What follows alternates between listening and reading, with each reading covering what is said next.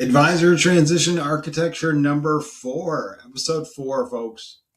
Today we're talking about G1 to G2 continuity planning. This is how advisors are transitioning from their G1 to G2 advisor, and also how they're transitioning G1 to G2 client, and how that relationship and dynamic plays out.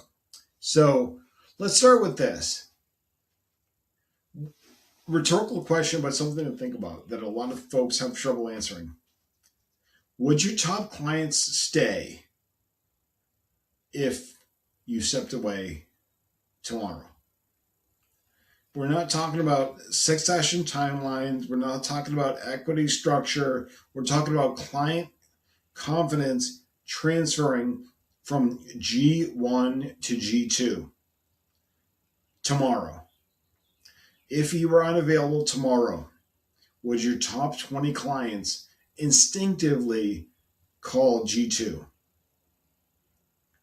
That's a big question. Would your top clients instinctively call G2?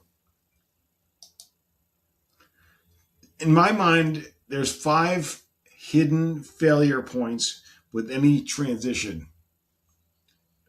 in terms of a succession plan. First of all, I'm going to read these in order. Visibility without authority. This means G2 is attending meetings, but they don't really have any juice. They don't really own anything. They don't lead anything. They're just there. Number 2, the relationship is without independence, meaning G2 is known. They know who the G2 is. They just don't go out and choose to work with the G2 on their own. Number 3, expertise without ownership. G2 certainly is a smart person. That's a given. But they don't own a domain on the team. They're not seen as the expert in this or the expert in that. And that becomes a challenge when it comes time to transition the firm. Next one, number 4, is interesting because here we see the G2 does not really have a presence in the industry or in their community, whereas some successful G2s tend to build their own network, their own following, their own cultivated COI list, their own cultivated small round table of executives. Be sure that yours does that. And then number 5 is the G2 does not have a brand on their own. They're seen as an extension of the team, not their own entity, not their own thought leader. They're missing some gravity there. So, what are some good things you can look for? What's a diagnostic to say my succession plan is actually underway and going well? First things you want to look for is do clients proactively reach out to G2 when G1 is not available, as opposed to every client still reaches out to G1 and gets G2 because G1 is busy or because G1 is unavailable. Therefore, you have to speak to G2. Another important point here is G2 handles sensitive and important client conversations. And a great teller of all is the clients actively introduce G2 to their network.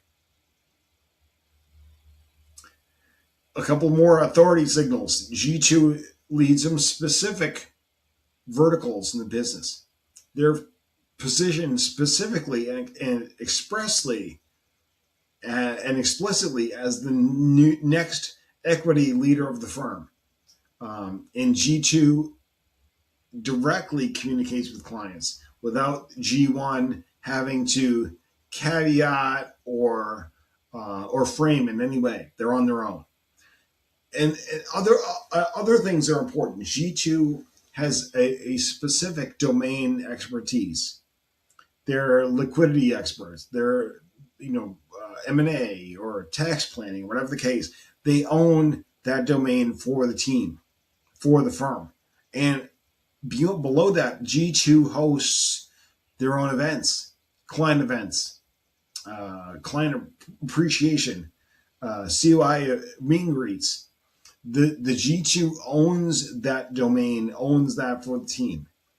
And finally, G2 has independent credibility. Their LinkedIn, their posts, their podcasts, independent authority. They're their own thought leader. They don't need to be told what to say or how to say it.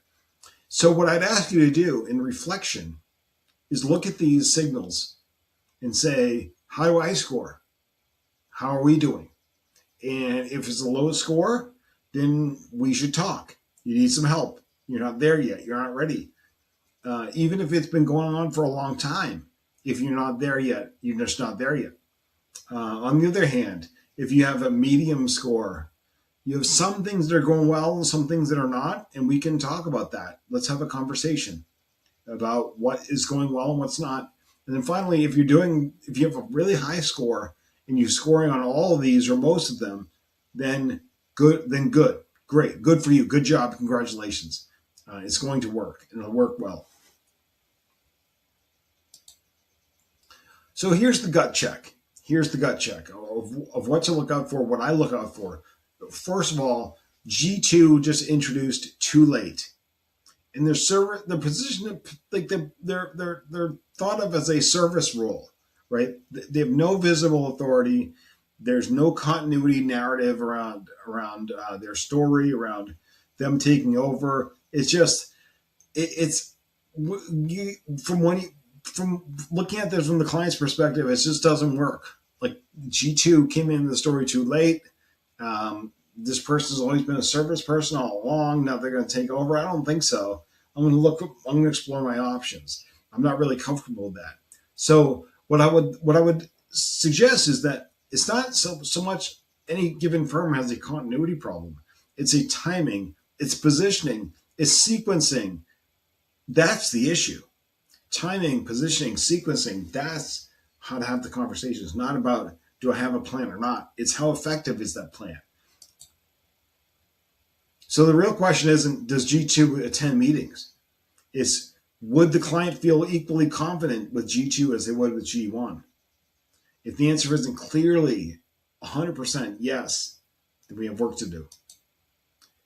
So with that, thank you for listening and appreciate it. And we will be back again with another episode.